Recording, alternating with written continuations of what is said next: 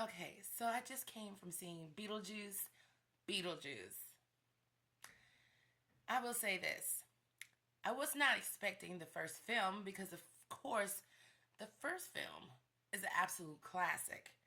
But I will say that I was expecting a little bit more than I got.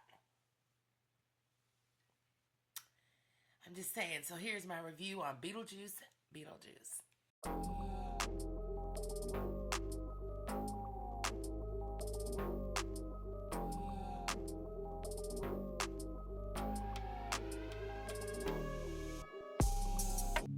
Okay, so here is my honest review on Beetlejuice.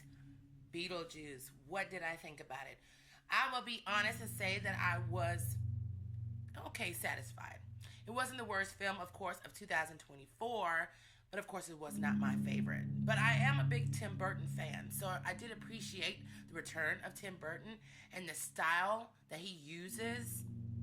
You know, he's unique. So I love his uniqueness in his filmmaking. I always have. So I will give that a good reason to see it. If you're a big Tim Burton fan, and especially if you're a big fan of the first Beetlejuice. And I think for me, I went into it with the mindset, and a lot of people did, thinking about the first, but you can't compare a classic.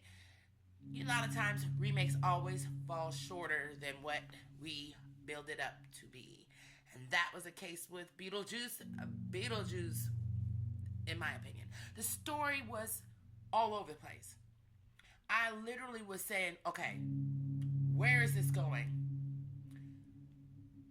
Why is this going to be the storyline with this and that and the daughter? Is it going to be the storyline with Winona Ryder? Is it going to be the storyline just strictly? I didn't know. It was all over the place. That's the only thing that really threw me off. I didn't know where to. I was grasping at straws here, okay? I think it just felt so quickly put together. Now, of course, along the way, there were some brilliant scenes, some nostalgic scenes, because of course they threw in a lot of the overactive animation and all that stuff from the first Beetlejuice. Now that was okay for me. Just the storyline was everywhere. I just couldn't get it. I was lost. I was lost in the sauce. I'm just saying. You all might like it, but it was just hard for me to carry on with. That was my honest opinion. But of course, let's talk about the positives real quick. I was so happy to see the return of the original characters, of course. I love Winona Ryder return. I love Michael Keaton's return. I would like to have seen more of Michael Keaton. We didn't get that, but it's okay. I'm so glad that Jenna Ortega jumped on. I love Jenna Ortega in Wednesday. She did an excellent job. I'm hoping they come back with Wednesday season 2. I'm hoping that Netflix will pick that up soon. Enjoyed that so much. I was happy to see who else was on there. Oh, the lady who played Winona Ryder's mother. I can't get it off the top of my head. But yeah, I was happy to see her. She was definitely a scene stiller for me. She kind of pulled some of the areas together, made it fun. So the old cast was great to see them again, and also new people, but I was lost, y'all. I was lost in the sauce. I think they pushed it together too fast. I think that especially towards the ending was like, okay, that's what we get after all this? This is what we get at the ending? I'm not going to spoil it for anybody. You got to go see it. Yeah, all right?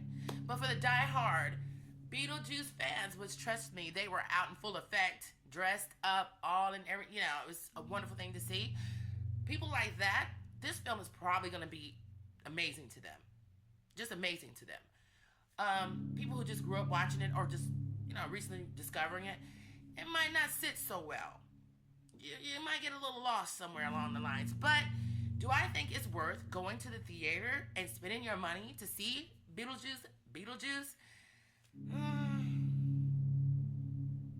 I think if you're not a diehard fan, you can definitely wait to stream it. But if you are that type of person, then yeah, spend your money. This is for you. I get it, all right? So anyway, how would I rate Beetlejuice? Personally,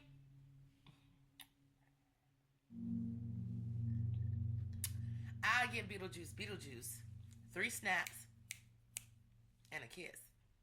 Yeah, not a 4-star, not a 5-star snap. 3 snaps. And that's, that's pretty decent. But anyway, that's my review on Beetlejuice Beetlejuice. Make sure you like and subscribe to the channel for more videos coming soon.